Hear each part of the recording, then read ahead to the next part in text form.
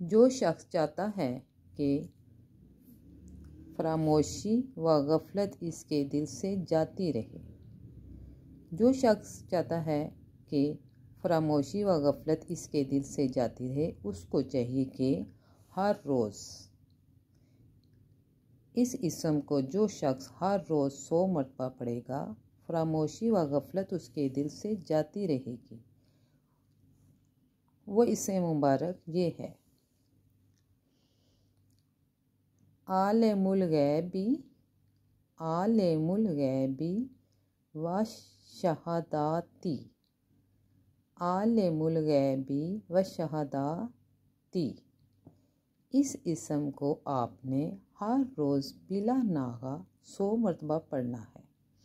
اب میں آپ کو تفصیل کے ساتھ اس کے بارے میں بتاتی ہوں۔